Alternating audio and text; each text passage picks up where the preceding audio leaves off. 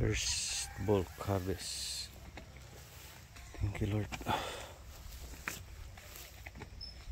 Talong na.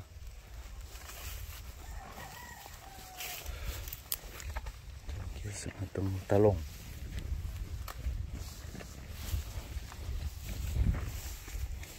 Thank you, Lord.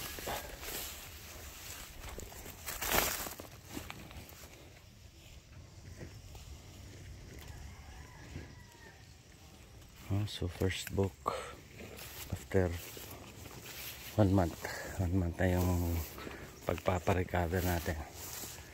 So ito yung sinasabi nating bulk.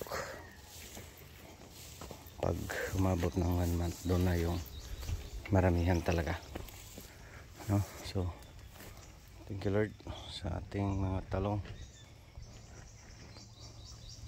Ano pa to, guys? Bata pa to, 6 months, pero napabayaan dahil mainit, tapos may ulan na. Pinaparecover natin. Thanks God, marami ng bunga. So first bulk, ito yung first na maraming harvest simula pagpaparecover. Again, in 1 month. Yan yung timeline natin para simula kang parami ng harvest dito sa talong,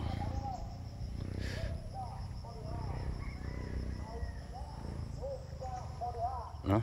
So again, para sa akin effective yung mga ginagawa natin dito, no? So spraying, abono,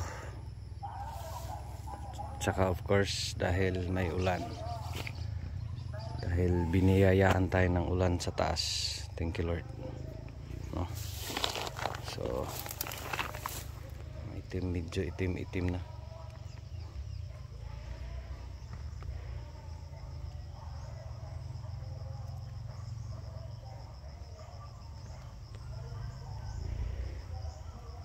Ang ating talong.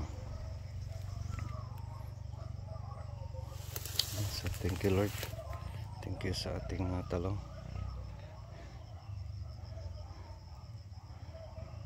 Maganda na to sa mata, guys, huh?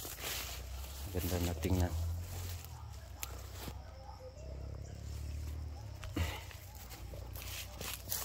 Lalim.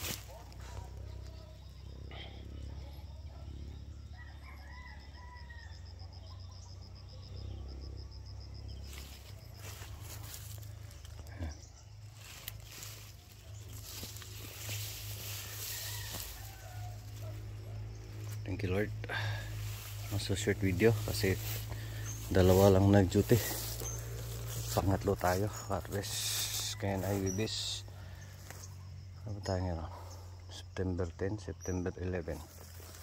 Yung 11 yata, no? So 4th week ng ating pagpaparecover. Thanks God, marami na. So expected natin today